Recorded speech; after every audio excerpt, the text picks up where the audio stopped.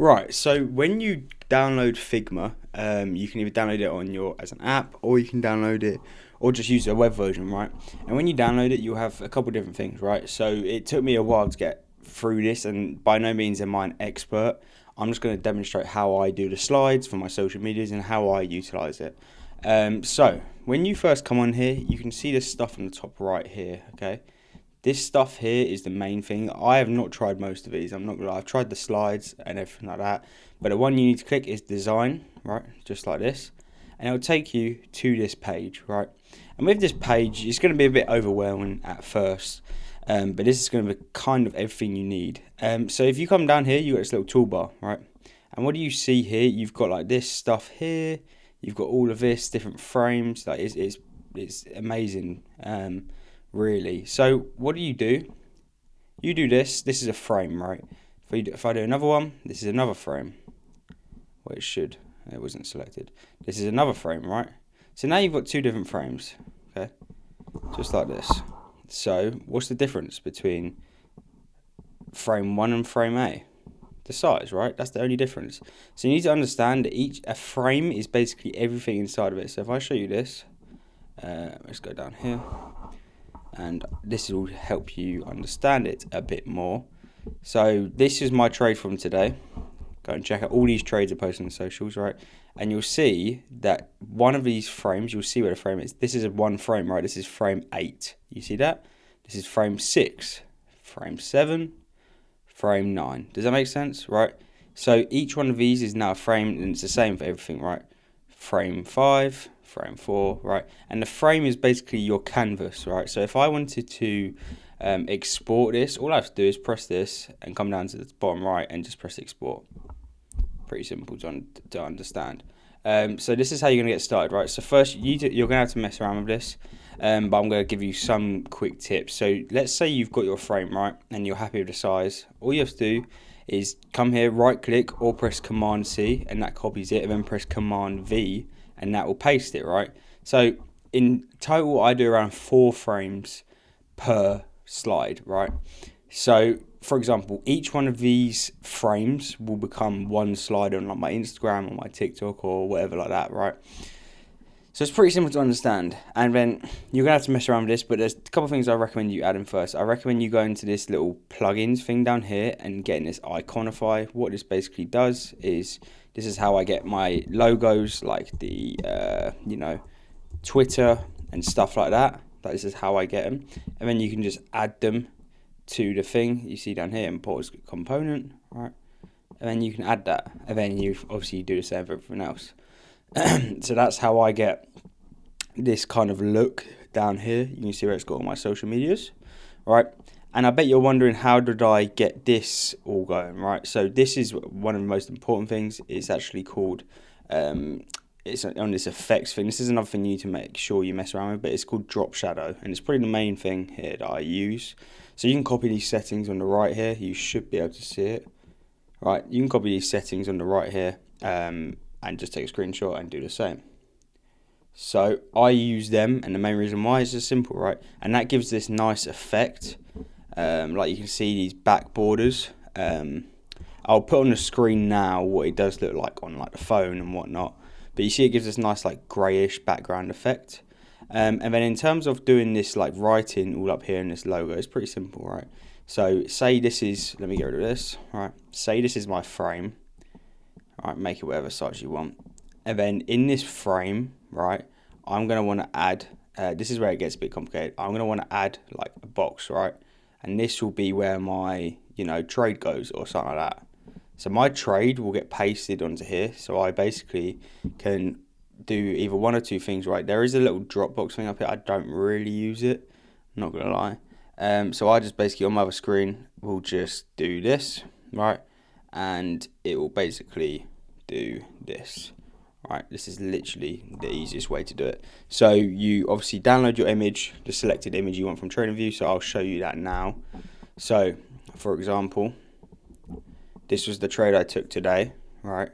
And this is exactly how I'll do it, right? So you can either do as many candles as you want or as little candles as you want. I like to do it around like this, right? And just, make sure it's as clean as possible. And there's a couple ways you do it. I'm on Mac, so I typically just go down here top right and click download image. That sends it to there, and then do the same for the 4-hour. Right, and then just try and get in as close as you can, but make sure everything's center, right? And make sure it's all clean. Like, you don't need this line, you don't need all of that. And then you do the same with the 30-minute, and obviously mess around with this yourself. Like, there's loads of different ways you can do this, and your end result will end up as something which you can just add here. So if I go like this, right, you see this? This is now a trade I took, right? And you see it's quite larger at the moment. So you can see this is the crop image bit, and it's basically saying that I need to, why is this gone so zoomed in? There you go. Right, so it's basically cropping this for me. So I can do like this, right, if the mouse wants to play ball. You see like this, increase that up, just like that. That should be, in theory, how it works. But this photo is not playing ball. So let me try a different photo, because it may make it easier to understand, because I kind of messed it up. So even like, it will take a while to get used to. So we'll go, this should work. Yeah, that's better. So you see how we're basically just trying to do this, right? And then that goes like that. Pretty simple to understand. Doesn't help that I didn't make this a perfect square. But hey ho. And you see I just kind of use it as the background, right? And then you can actually select this thing here, and you go effects, and obviously do the whole drop shadow thing like what I do. Right, it's pretty simple to understand. And then in terms of cropping the image and obviously getting rid of all these horrible little numbers, let me zoom in for this. You can do this, right? You just click on it, come down to the bottom, go crop. Make sure this is where you want it to be in terms of, you know, size and whatnot. Just like this, right? And I can basically do this. See how it zooms it in? So make sure that's center, right? And then we zoom back out, and that's effectively one frame. And you can see it's got this nice little effect going on at the bottom, right? And obviously this is where you can add your own spin to things. So say you wanted to make this frame bigger, right? You can go like this, and you can just make it bigger, drag it each side, and this way you can obviously all have it set up perfectly. But like I said, right, you need to make sure you mess around with this, because anything outside of this frame will not be included in this export, right? So say I wanted to, it's not text, say I wanted to type up here, you know, anything, or say I wanted to type up here, subscribe, all right? That will basically not be included in this frame unless I do this, and then that's included in the frame. So yeah.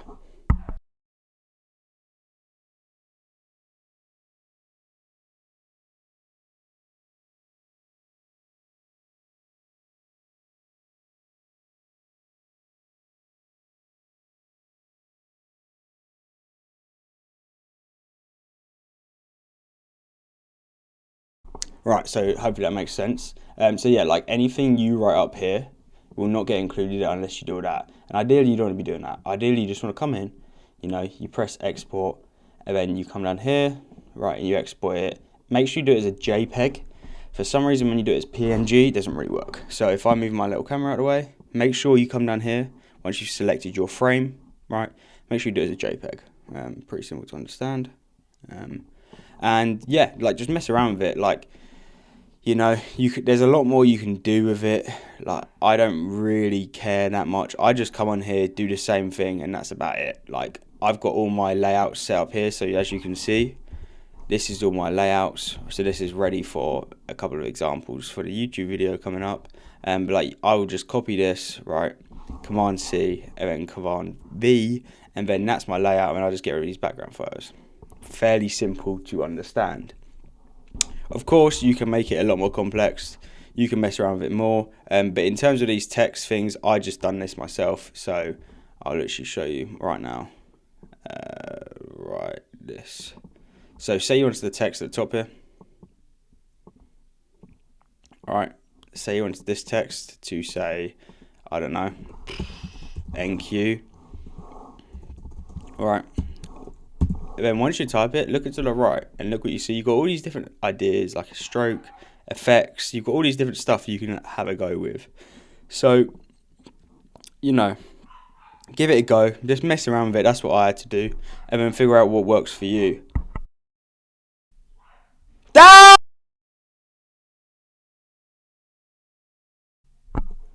And then just figure out what works for you. Because once you figured out what works for you, you can just use the same layout every time. Like, I know a lot of people like to have the tickers. But me personally, I just keep it simple as I can. Simple. And then you don't have to worry about it. So in terms of also how I get my logo as well, so we can go here, right? And in order to get a logo, it's fairly simple to do, right? You can just paste it. Just copy the image, right? And then just paste it on here. And then just mess around with your frame and how you'd like it. And remember, this will be like the daily time frame, so you can call this like the daily or something. And then the next one would be the 4 hour, depending on how you trade.